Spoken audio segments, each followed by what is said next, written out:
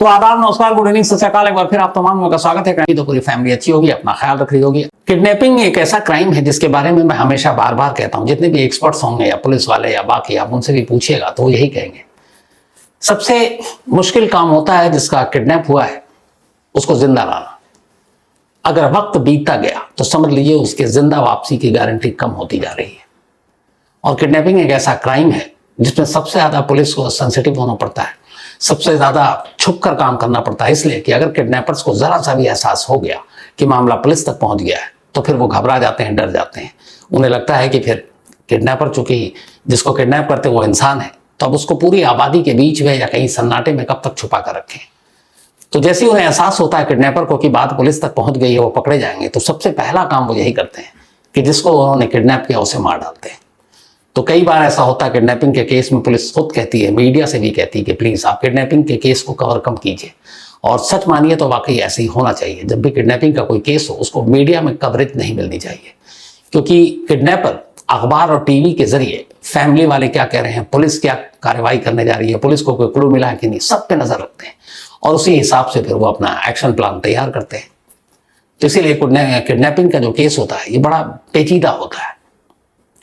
एक 20 साल का लड़का, बेहद खूबसूरत दिखने में, पढ़ने लिखने में तेज, गरीब घर से, माँ और बाप घर में, माली हालत इतनी खराब कि उसे लगता था कि अगर मैं सिर्फ पढ़ाई पे और फीस में ही पैसे खर्च करूं तो माँ बाप पे बोझ रहूंगा। पर उसे पढ़ाई अपने पूरी करने का शौक, एक अच्छा करियर बनाने का शौक, लेकिन माँ बाप पे बोझ भी नहीं बनना। इसलिए वो कॉलेज में गया। कॉलेज में जाने के बाद फिर उसने कहा कि मैं अपनी पढ़ाई का खर्चा खुद उठाऊं। इसके लिए कॉलेज के बाद वो पार्ट टाइम जॉब करता रात को, और जो उससे पैसे आते हैं उससे अपने फीस भी भरता और अपने माँ बाप की मदद भी करता। माँ बाप का इकलौता लाडला बेटा, प्यारा सा, 20 साल सिर्फ उम्र उसकी, और उस लड़के का किडनैप हो जाता है बांग्लादेश में। हाल के वक्त में बांग्लादेश की ये किडनैपिंग की वो कहानी है जिसकी शुरुआत से लेकर अंजाम तक जब सारी सच्चाई लोगों को पता चली तो करीब से ना जानते हुए भी कि वो कौन क्या, लेकिन उसकी कहानी सुनकर, उसकी तस्वीर देखकर लोगों की आंखें नम हो गई। इसलिए कि उन्हें यकीन ही नहीं हुआ कि एक लड़के के साथ ऐसा भी हो सकता है। एक बिल्कुल मासूम नौजवान। कहानी बांग्लादेश के चटगांव एरिया की है। इसी चटगांव इलाके में 20 साल का ये नौजवान शिबली सादिक रिदोए रहा करता था। माँ बाप थे घर में, माली हालत उतनी अच्छी नहीं थी, लेकिन शिबली को पढ़ने का शौक था, सपने बड़े थे। अच्छे नंबर लाया वो स्कूल में। अब उसके बाद वो एक ठीक ठाक अच्छे कॉलेज में दाखिला ले चुका था और पढ़ाई कर रहा था। पढ़ाई के साथ अपनी फीस जमा करने के लिए उसने पार्ट टाइम नौकरी की। ये नौकरी की उसने एक पोल्ट्री फार्म में। घर से कुछ ही दूरी पर एक पोल्ट्री फार्म था। उस पोल्ट्री फार्म में, चूंकि ये पढ़ा लिखा था, तो मैनेजर की इसको नौकरी मिली और ठीक ठाक पैसे थे, इतने कि फीस भी चल जाए, माँ बाप की मदद भी हो जाए, पॉकेट खर्च भी निकल जाए। तो बड़ी ईमानदारी से ही अपना काम कर रहा था। अच्छा, बेहद शुरुआत से ही ईमानदार लड़का, कोई इसके अंदर ऐब नहीं। उस पोल्ट्री फार्म में 6 और मुलाजिम काम करते थे और उन 6 के साथ भी धीरे धीरे जब इसने काम किया तो दोस्ती हो गई शिबली की। तो अब हालांकि उम्र में बहुत फासला नहीं था, 5-6 साल, लेकिन उन सब में सबसे छोटा शिबली था, सिर्फ 20 साल का, और 20 साल की उम्र में मैनेजर बना हुआ था। बाकी जो 25-26 साल के थे वो सब उसके अंडर में थे। लेकिन सभी से एक साथ दोस्ती हो गई। लेकिन दोस्ती के बावजूद शिबली हमेशा सभी से ही कहा करता था कि देखो, जो जिम्मेदारी, जो काम है उसको ईमानदारी से पूरा करो, बाकी दोस्ती यारी सब अपनी जगह। लेकिन चूंकि हम उम्र लगभग 4-5 साल का फर्क, बाकी मुलाजिम जो है वो काम के साथ कोताही बरतते। शुरुआत में शिबली उन्हें प्यार से समझाता, लेकिन फिर कई बार डांट डपट भी देता। लेकिन नौकरी ठीक ठाक चल रही थी। वो जाता, वक्त पे जाता, काम करके लौट आता। 28 अगस्त 2023 की शाम भी वो उसी पोल्ट्री फार्म पर गया। वहां उसने अपनी ड्यूटी संभाली और इसके बाद रात को उसे घर लौटाना था, लेकिन वो रात को घर नहीं लौटा। अब माँ बाप को लगा कि क्या है, वो परेशान। लेकिन ऐसा 1-2 बार पहले हुआ था कि बहुत लेट आया या सुबह आया काम की वजह से, तो उन्हें उतनी ज्यादा फिक्र भी नहीं हुई। लेकिन यह था कि इसने इस बार फोन नहीं किया। फिर भी उन्हें लगा चलो कहीं बिजी हो गया होगा, तो फोन आया नहीं। अगले दिन शिबली के ही मोबाइल से शिबली की मां नाहिदा अख्तर, उनके पास फोन आता है। दूसरी तरफ फोन पे शिबली, और वो बेहद घबराया हुआ। वो अपनी मां से कहता है, मां मुझे कुछ लोगों ने किडनैप कर लिया है और मैं इस वक्त एक कार के अंदर हूं, 12 घंटे से कार के अंदर हूं और ये लोग मुझे धमकी दे रहे हैं। इससे पहले कि आगे कुछ कहता, ये फोन कट गया। अब माँ बाप परेशान, अभी वो सोच ही रहे थे कि अगला कदम क्या उठाए, तभी शिबली के ही फोन से एक दूसरा कॉल आया, उसी की मां के नंबर पर। इस बार आवाज दूसरी थी। उसने कहा कि तुम्हारा बेटा शिबली इस वक्त हमारे कब्जे में है, हमने उसे किडनैप कर लिया है और अगर तुमने दोबारा शिबली के मोबाइल पर फोन किया तुम माँ बाप ने, तो हम उसे मार डालेंगे। अगर तुम पुलिस के पास गई तो भी हम इसे मार डालेंगे और इस बात को हल्के में मत लेना। इसके बाद उस फोन करने वाले ने कहा कि अगर उसको बाहिफाजत वापस चाहती हो तो 15 लाख टका आप हमें दे दो, हम जगह बताएंगे कहां पर देना है। और ये कहकर फिर दोबारा धमकी रिपीट की कि इस फोन पे दोबारा फोन मत करना, और फोन काट दिया। अब गरीब परिवार के लिए 15 लाख टका, यह बांग्लादेशी करेंसी है, बड़ी रकम थी। अब रो रो कर मां बाप का बुरा हाल, लेकिन इधर बेटे की जिंदगी भी है। तो खैर अगला दिन इंतजार किया, अगले दिन फिर फोन आया। अगले दिन जब फोन आया तो मां गिड़गिड़ाने लगी। उसने कहा, देखो तुम जो भी हो, तुम्हें शायद गलतफहमी हो गई है, वो किसी रईस खानदान या अमीर बाप का बेटा नहीं है, वो एक बेहद गरीब घर का लड़का है। मैं उसकी माँ हूँ, उसके बाप है। हमने जिंदगी में कभी 15 लाख टका देखा नहीं, 15 लाख के, हमने तो लाख टका भी नहीं देखा। तो हमारे लिए इतनी बड़ी रकम, हम कुछ भी, अपना घर भी बेच दें तो शायद उससे हम नहीं जुटा पाएंगे। खैर सामने वाले को भी शायद पता था उनकी माली हालत क्या है, तो 15 लाख से शुरू हुई रैंसम की रकम मोल तोल के बाद 2 लाख टका पर आकर फाइनल हो गई। अब 2 लाख टका शिबली की रिहाई की कीमत थी। इसके बाद उसने बताया एक जगह और वक्त कि इस जगह पर ये 2 लाख टका लेकर आ जाना और इस बार कोई मोल तोल नहीं, आगे कोई वक्त नहीं देंगे और अगर तुमने नहीं दिया तो फिर हम उसे मार डालेंगे। अब ये सारी चीजों में 28 अगस्त को वो किडनैप हुआ था। अगस्त का महीना बीत गया, सितंबर का महीना शुरू हो चुका था। अब उसने 2 दिन की मोहलत दी और ये जो कॉल आया 2 सितंबर को आया था। 2 सितंबर को डील डन हुई कि 2 लाख बांग्लादेशी टका देना है। अब माँ बाप के लिए 2 लाख भी बड़ी रकम, लेकिन बेटे की जिंदगी, उन्होंने जो कुछ भी उनके पास सेविंग थी वो इकट्ठे किए, जो बाकी चीजें थी अपने रिश्तेदारों से, पड़ोसियों से मांगना शुरू किया, लोगों के आगे हाथ गिड़गिड़ाए कि बेटे का सवाल है, आप दे दो, हम हमें लौटा देंगे। क्योंकि परिवार का रेपुटेशन भी अच्छा था और सभी जानते थे और शिबली की भी लोग इज्जत करते थे कि बहुत पढ़ने वाला लड़का है, होशियार है, ईमानदार है और शरीफ है। तो सभी ने फिर मदद की। किसी तरीके से 2 लाख बांग्लादेशी टका परिवार ने इकट्ठा कर लिया। अब 4 सितंबर की तारीख दी गई। 2 सितंबर को यह बात हुई, उन्होंने जगह और टाइम बताया। तो 4 सितंबर की दोपहर के बाद एक जगह बताई और कहा वहां 2 लाख टका लेकर पहुंच जाना, और फिर यही धमकी कि अगर पुलिस को या किसी को बताया और उस पैसे के साथ अगर मान लो हमारे लोग पकड़ा भी गए तो हमें फर्क नहीं पड़ेगा, तुम्हारे बेटे को मार डालेंगे। अब माँ बाप, इकलौता बेटा, रिस्क लेने के लिए तैयार नहीं। हालांकि यहाँ पे सोचे उनकी जगह पर रहकर तो ये बहुत अजीब सा एक सवाल होगा कि उस सिचुएशन में क्या करें। उन्हें खैर जो बेहतर लगा उनके बेटे की भलाई के लिए उन्होंने वही किया, पुलिस को कोई कांटेक्ट नहीं किया। 4 सितंबर की दोपहर के बाद 2 लाख टका लेकर किडनैपर की बताई जगह पर बाप पहुंच गया। वहां 2 लोग आए, दोनों ने पैसे लिए और वहां से निकल लिए। उससे पहले बाप ने कहा ये लो पैसे हमारे बेटे दे दो। तो उसने कहा कि तुम्हारा बेटा, तुम घर जाओ, घर पर मिलेगा। बाप खुश, पैसा दिया, भागता हुआ फिर बदहवास घर पहुंचा। घर पहुंचा तो बेटा नहीं था। बीवी से पूछा कि कहाँ है शिबली। बीवी घबराई, उसने कहा वो तो अभी तक आया नहीं। बाप दिलासा देता, घबराओ मत, हमने पैसे दे दिए, उनकी डिमांड पूरी हो गई। उन्होंने वादा किया कि वो घर पहुंच जाएगा। शायद कहीं ट्रैफिक में फंस गया हो या दूर ले गए हो किडनैप करके, आने में वक्त लगेगा। अब माँ और बाप बेसब्री से दरवाजे पर खड़े अपने बेटे के लौटने का इंतजार कर रहे हैं। पूरी रात बीत गई, बेटा नहीं लौटा। 5 सितंबर की तारीख आ गई, बेटा नहीं लौटा।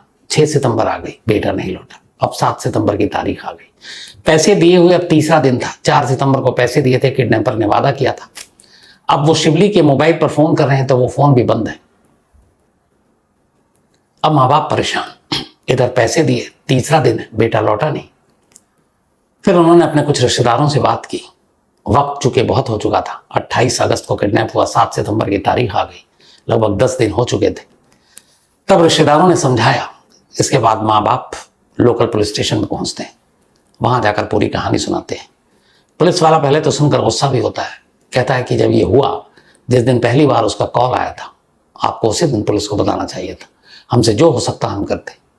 माँ बाप ने अपनी मजबूरी बताई कि उन्होंने धमकी दी थी और हम डर गए थे, क्योंकि हमारी इकलौती औलाद है, उसे कुछ हो ना जाए। पैसे का तो हम इंतजाम कर सकते हैं, पैसे कहीं से भी ला सकते हैं, बेटे को दोबारा नहीं ला सकते, इसीलिए हमने पुलिस के पास कोई शिकायत नहीं की। शायद पुलिस वालों की भी मजबूरियां ऐसे केसेस में समझ में आ जाती हैं। पुलिस ने कंप्लेंट लिखी, फिर पूछा आपकी कोई दुश्मनी किसी से? उन्होंने कहा नहीं, किसी से दुश्मनी नहीं। पूरी पूछताछ में पुलिस ने कहा छोटी से छोटी बात बताइए उसके बारे में। अब माँ बाप छोटी छोटी बातें उसकी कॉलेज, स्कूल, पड़ोसी, सबकी, रिश्तेदारों की बताने लगे, कोई ऐसी बात पता नहीं चली।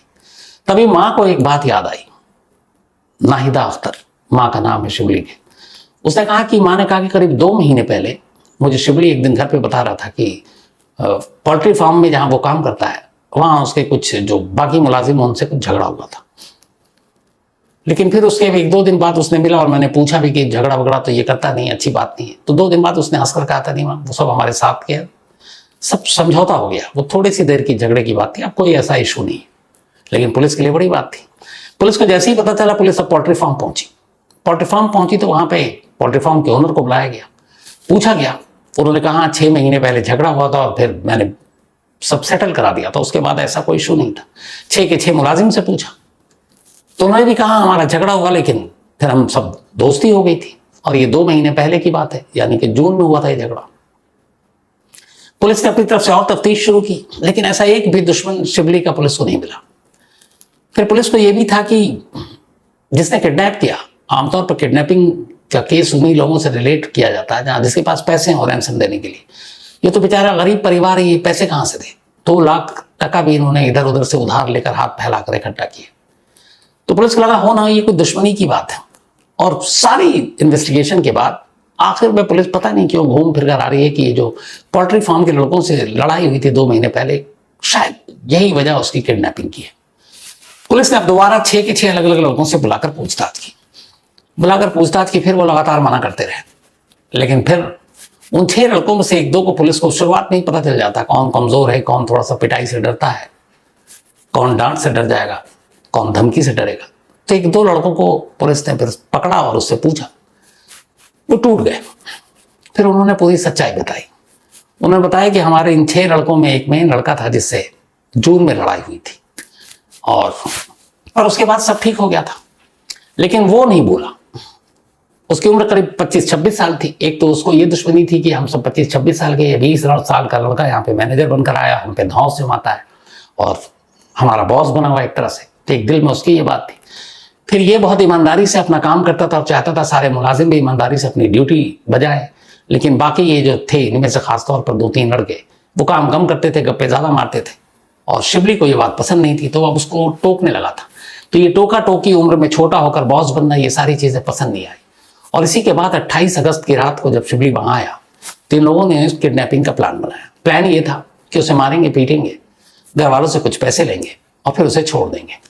इसी प्लान के तहत इन सभी ने चेहरे पे अपने मास्क वास्क लगाया, चेहरा छुपाया, और रात को जब वो घर के लिए निकला शिबली पोल्ट्री फार्म से, इन्होंने उसको अचानक पकड़कर उसके मुंह पे कपड़ा डाला और कार के अंदर रख लिया। फिर कार किसी सुनसान जगह पर ले गए। फिर उसको रखा अगले 12 घंटे तक, उससे फोन पे बात कराई घर वालों की। फिर अगले दिन भी रखा, फिर फोन पे बात कराई।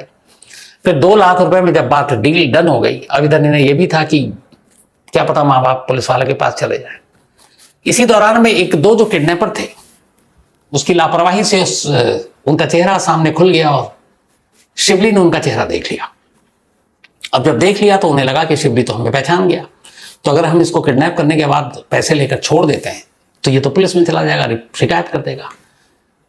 तभी तय हुआ कि नहीं, अब इसे मार डालो, और इसी के बाद उसको गला घोट कर मार दिया।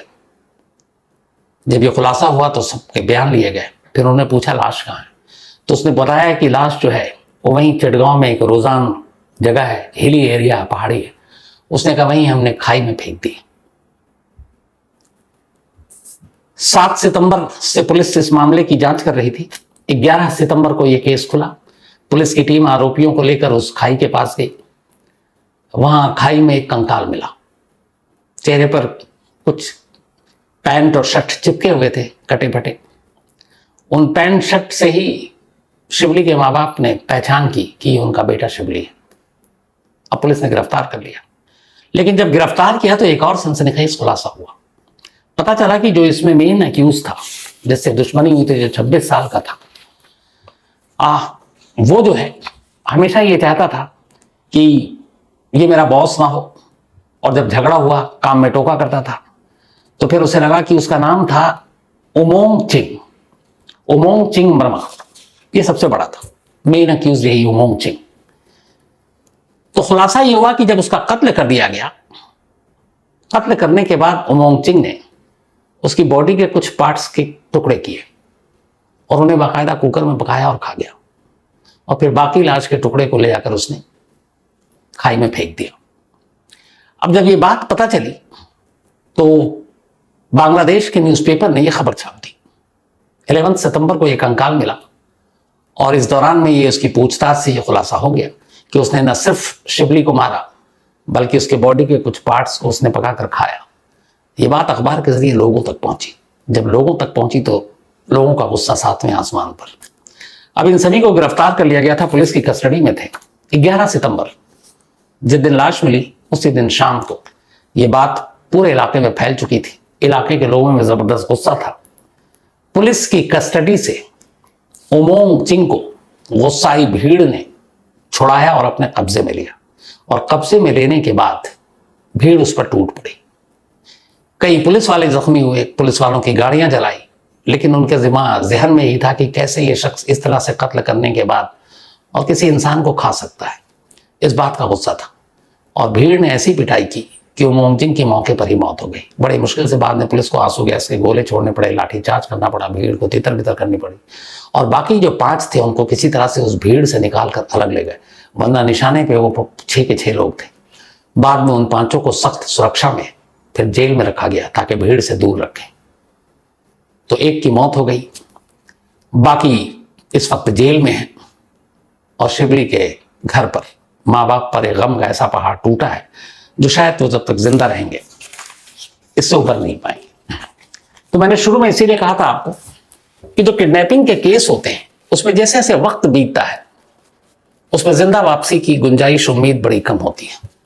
और किडनैपिंग का केस वो केस होता है जिसमें जब भी किडनैपर जब किसी को किडनैप करता है तो उसका जरिया एक सबसे बेसिक एक होता है कि जिस घर से किडनैप किया उस घर में क्या चल रहा है, वो लोग क्या सोच रहे हैं, पैसे दे रहे हैं, उन्हें कहीं कुछ भनक तो नहीं, उन्होंने सस्पेक्ट या जिनके ऊपर शक है उनमें से कुछ नाम जो बताए उनमें हम लोग तो नहीं है, पुलिस कहाँ तक पहुंची, पुलिस क्या कर रही है, पुलिस का अगला एक्शन क्या होगा। ये सब जानने के लिए वो घर के इर्द गिर्द भी अपने लोगों को रखते हैं, और सबसे बड़ा उनका जो टूल होता है, जो माध्यम होता है, वो मीडिया है।